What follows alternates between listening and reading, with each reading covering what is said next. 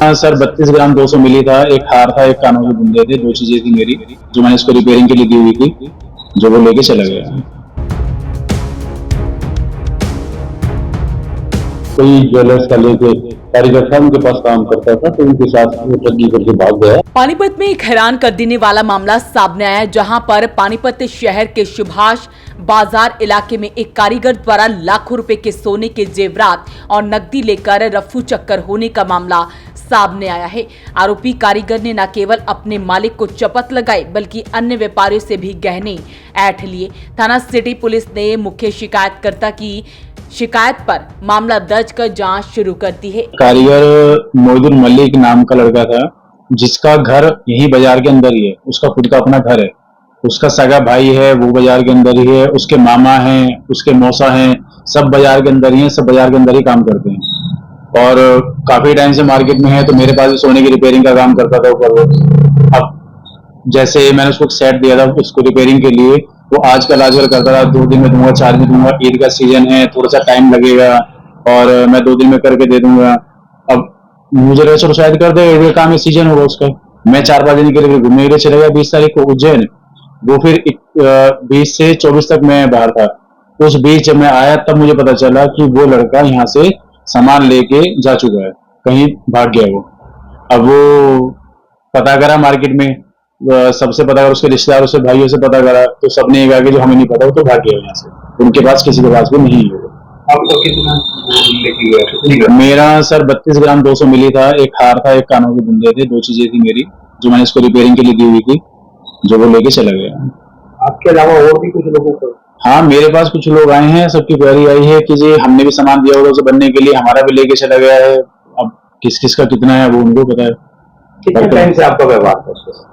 मेरे पास तो सर वो कम से कम 6-7 साल से काम कर ही रहा था। आपकी ज्वेलरी थी कितनी कीमत होगी? लगभग सर 4,85,000 रुपये गई। उसकी कोई आइडेंटिटी वगैरह नहीं है? इसकी आईडी है उसकी मेरे पास में, आधार कार्ड है, वो भी दिया हुआ है, और खुद का घर है उसका बाजार के अंदर ही नजदीकी, मतलब 3-4 दुकान छोड़ के उसका घर है यहाँ पे। खुद का अपना उसने घर लिया हुआ था, उसके नाम अपनी गाड़ी भी थी। फिलहाल जो है वो पुलिस को कंप्लेंट दे दी गई? हाँ, वो कंप्लेन दे दी है मैंने। बता दें कि सुभाष बाजार से पश्चिम बंगाल निवासी एक जेवरात मरम्मत करने वाला कारीगर ज्वेलर समेत 3 लोगों के करीब 10 लाख रुपए कीमत के जेवरात व 1,20,000 रुपए की नकदी लेकर फरार हो गया। आरोपी 25 सालों से मार्केट में कारीगर का काम कर रहा था। हाल ही में वो कायस्तान मोहल्ला में परिवार समेत रहता था। पुलिस को दी शिकायत में बताया गया है कि वो न्यू जगन्नाथ विहार नजदीक श्री राम चौक का रखने वाला है। सुभाष बाजार निकट रोशन महल के पास श्यामा ज्वेलर्स के नाम से उनकी दुकान है।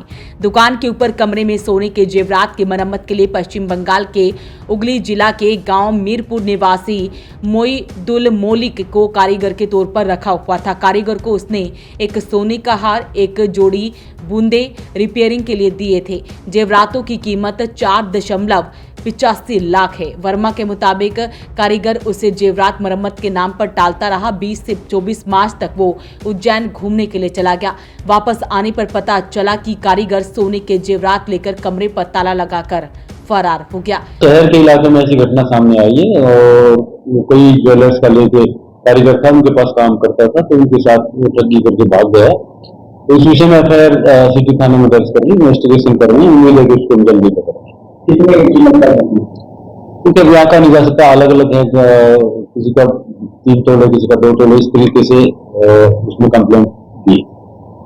सर, इस तरह के कई मामले सामने आते हैं, अनआइडेंटिफाइड लोगों को नौकरी पर रखते हैं। देखिए, ये हर आदमी की लीगल जिम्मेदारी बनती है, क्योंकि आज का समय चारों तरफ आप देख रहे हैं कितनी धोखाधड़ी के कितने मामले सामने आते हैं। तो हर आदमी की लीगल जिम्मेदारी बनती है कि जिसको भी काम पर रखे उसकी पूरी तसल्ली हो कि कौन आदमी कहाँ का रहने वाला है, उसका आधार कार्ड अगर आपके पास हो और उसकी पुलिस वेरिफिकेशन हो। और ये हम समय समय पर इस बारे में जागरूक करते रहे कि कहते हैं कि कोई भी अगर मान लो किराएदार भी रखता है तो उसकी भी पुलिस वेरिफिकेशन होनी चाहिए कि ये कौन आदमी है। तो हर मकान मालिक की भी जिम्मेदारी है कि जो किसी किराएदार को रखे तो उसकी सूचना अपना जो नजदीकी थाना है उसमें दे, ताकि उसकी वेरिफिकेशन हो सके। दुकानदारों को भी कोई हिदायत दी गई है नौकरी पर रखने से पहले? हाँ, बिल्कुल, वो सेम है जैसे टेनेंट है और उसी तरीके से कारीगर हैं या कोई दुकान पर नौकरी मांगने आते हैं, उनकी भी पूरी वेरिफिकेशन होनी चाहिए। ऐसी हिदायतें पहले भी दी जा चुकी हैं और आदमी की लीडिंग भी जिम्मेदारी है। ज्वेलर्स के मुताबिक उसने कई और लोगों से भी जो है ऐसी ठगी करके वो फरार हो गया है और ऐसे में पुलिस को भी शिकायत दी गई है। पुलिस मामले की जांच कर रही है। वॉइस ऑफ पानीपत के लिए सूरज शर्मा के साथ कुलवंत सिंह की रिपोर्ट।